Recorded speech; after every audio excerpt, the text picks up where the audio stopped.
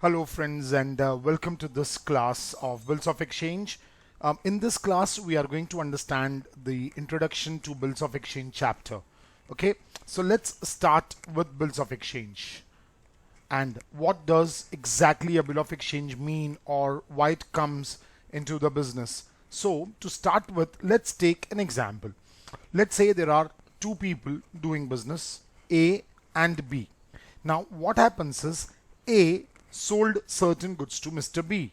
As we are aware that in business most of the transactions are done on credit basis. Say for example Mr. A gave 1 month credit to Mr. B, and at the end of this 1 month Mr. A approaches Mr. B and says him, Mr. B, please pay me my money. Now there is always a possibility that Mr. B at that time will ask, excuse me, do I know you? Yes, there is always this possibility in a business.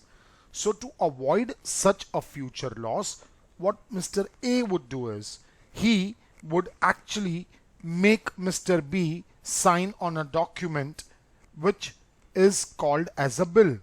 So Mr. A will make a bill, give it to Mr. B, which Mr. B will accept. That's called B accepts the bill. Now the transaction is complete. A sold goods, B accepted the bill. Now what we need to learn here or what we need to understand is that who can make, that is draw a bill, and who accepts the bill. There are three different relations here we need to understand. First, of course, we know that A is the seller. So a seller draws a bill on the buyer. That is one. Second is, because A draws the bill, he is called the drawer, and B accepts the bill, he is called a drawee. However, you need to remember, drawee is also very commonly called acceptor. Drawee is also known as an acceptor because he accepts the bill. And the third relation, which mostly students do not understand, is that actually a seller is a creditor. A is the creditor for B. Similarly, B is the debtor for A. That means a creditor draws a bill on the debtor. So these are the three relations that we need to understand from multiple choice questions point of view. This is a very commonly asked question. Dash draws a bill on dash. Seller on buyer, drawer on drawee or acceptor, creditor on a debtor. Right? So I think we have understood this. Time for us to move to the next part of it. This, what you see on your screen now, is called as a format of a bill of exchange. This is exactly how a normal bill of exchange would look like. Okay, if you look at this, it starts with a date and then it says dash days or months after date, pay me or order a sum of rupees dash only for the value received. After this, it needs to be signed by the drawer, obviously, because he makes it. Remember one thing, until the bill is signed by the drawee, a bill is only a draft. In fact, a draft becomes a bill only when it is signed by the drawee, that is, it is accepted by the drawee. Until accepted by the drawee, it will not become a bill. Okay, so now let's try to understand meaning of some important things in this particular format of a bill of exchange. The first date that we see on the right hand top corner is called as the date of bill. That means the date on which the bill has been drawn by the drawer.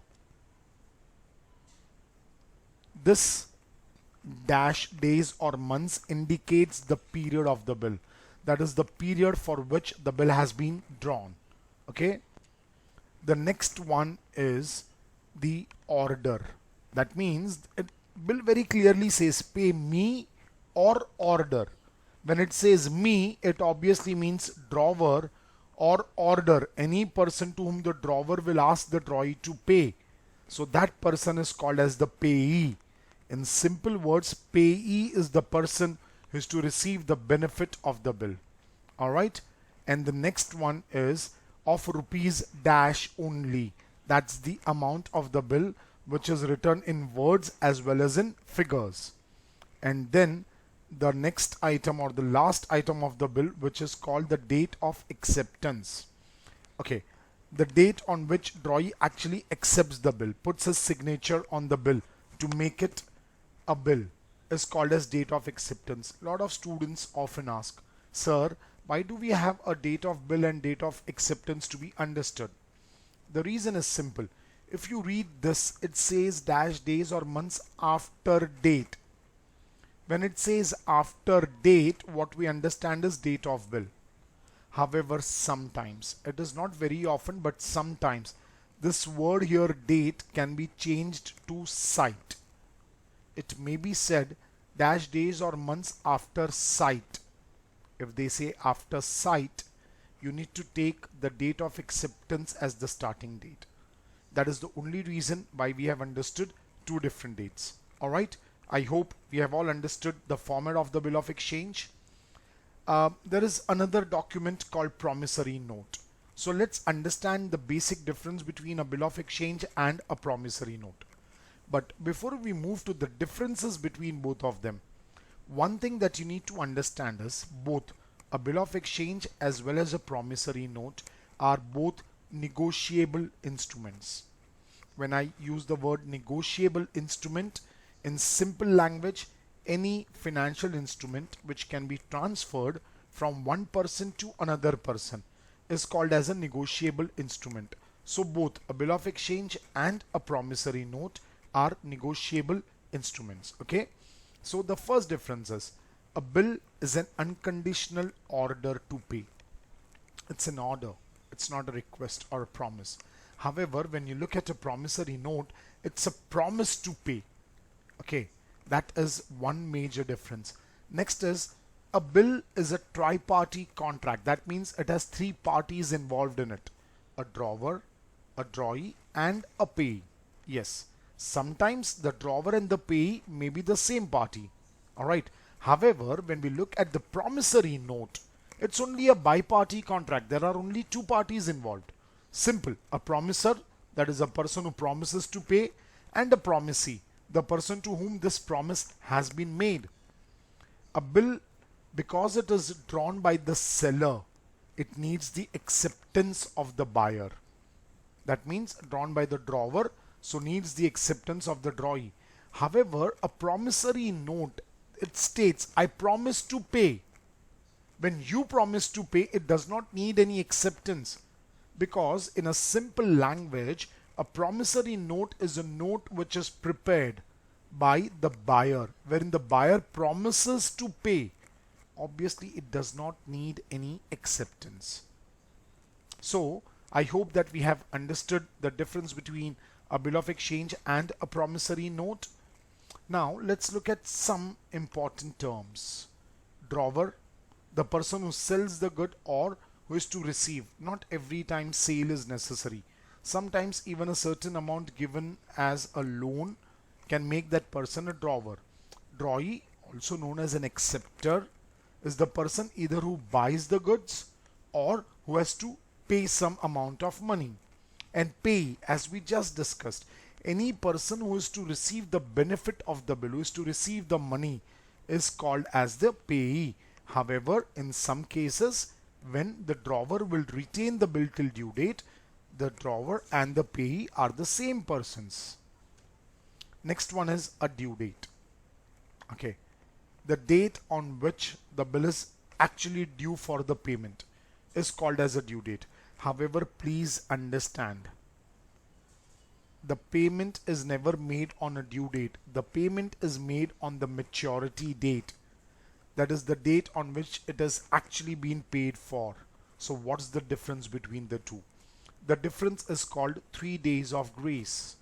Because a bill of exchange is a negotiable instrument, the Negotiable Instruments Act makes it clear that for any negotiable instrument payable after a certain term, until unless it is at sight document, 3 days of grace are to be given. So to the due date, when we add 3 days of grace, what we get is called as a maturity date. Remember, normally while doing accounts, we are always concerned with the maturity date. Due date is not really an important date for us.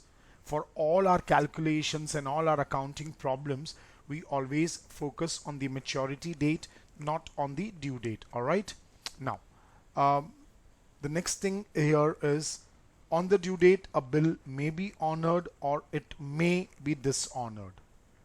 When a bill is dishonored, the holder of the bill goes to notary public and pays noting charges. Now you need to remember this word. The holder of the bill pays noting charges. Now noting charges does not indicate the bill is dishonored. In fact, noting charges simply shows that the bill was properly presented for payment and it is initially paid. The noting charges are initially paid by the holder of the bill, but finally it is the drawee who bears the noting charges. Alright, so some important terms which is going to help us with our journal entries. We need to remember this. Now this is the last thing that we are going to learn in today's class. The reason I have merged it here is, in the last slide we just read something called holder of the bill. Now a lot of students gets confused, so let's understand this. When a drawer actually gets a bill, he has 4 options with the bill. First, he can retain the bill up to the due date with him. Second option is, he approaches his bank, says his bank, you take this bill now and give me money immediately. So bank will give him a discounted amount of money. That discount is actually the interest charged by the bank. The third option is, he gives this bill to someone else. That is, he endorses it. That's called endorsing the bill. And the fourth option is, he can simply send this bill to his bank and instruct the bank that on the due date you collect money from the drawee and deposit into my account. So these are the 4 options that every drawer would have with the bill that he receives. So this is what we are going to learn in today's class. Next class we are going to do 2 things. One, a couple of questions on calculation of due date or maturity date, and the second is the journal entries for this particular chapter, Bills of Exchange. Till then, thank you guys. Take care.